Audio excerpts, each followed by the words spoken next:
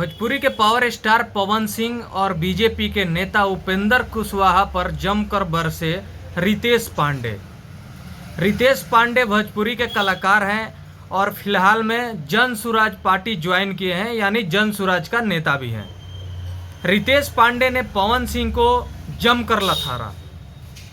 Pawan Singh BJP join करते हैं, अपना शो छोड़ करके आते हैं, ज्वाइन करते हैं, उपेंद्र कुशवाहा का पैर छूते हैं, अमित शाह से मिलते हैं, जेपी नड्डा से मिलते हैं। उसके बाद तरह तरह के लोगों का प्रतिक्रिया आ रहा है। उसी में रितेश पांडे ने मीडिया से बात करते हुए क्या कहा है, मैं आपको बताने जा रहा हूं। तब तक के लिए एक प्यारा सा लाइक करके चैनल को सब्सक्राइब कर दीजिए।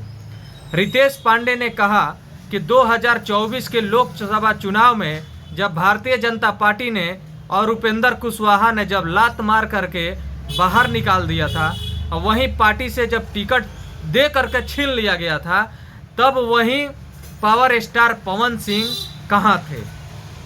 पावर स्टार पवन सिंह को जब चुनाव लड़ने की बारी आई तो वहाँ से टिकट छीन लिया गया।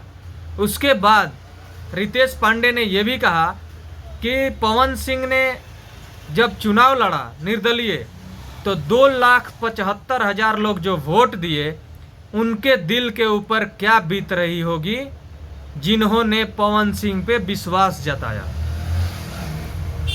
जिसके पैर छू रहे हैं उनसे, उन्हीं के खिलाफ चुनाव लड़ रहे थे पवन सिंह, और 2,75,000 वोट ने विश्वास जमा करके दिया था पवन सिंह को।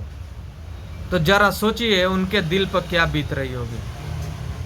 रितेश पांडे ने यह भी कहा कि वो मेरे बड़े भाई हैं, लेकिन उनका सम्मान करता हूं, लेकिन एक बात जरूर कहूंगा कि उनको ऐसा नहीं करना चाहिए था, और अगर कर भी दिए तो उसी टाइम ये डिसीजन लेना चाहिए था जब उनको पार्टी से निकाल दिया गया था, टिकट छीन लिया गया था।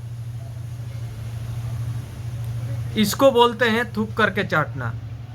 रितेश पांडे ने यह भी कहा कि पवन सिंह ने 2,75,000 लोगों का दिल दुखाया है और जनता उन्हें माफ़ नहीं करेगी। दोस्तों, रितेश पांडे के बातों में कितना सच्चाई है आप लोग कमेंट करके बताएं। बाकी पवन सिंह ने बीजेपी ज्वाइन किया, उसके ऊपर आप लोग क्या कहना चाहते हैं कमेंट करके ज़रूर बताएं, और इस वीडियो को ज़्यादा से ज़्यादा शेयर करें।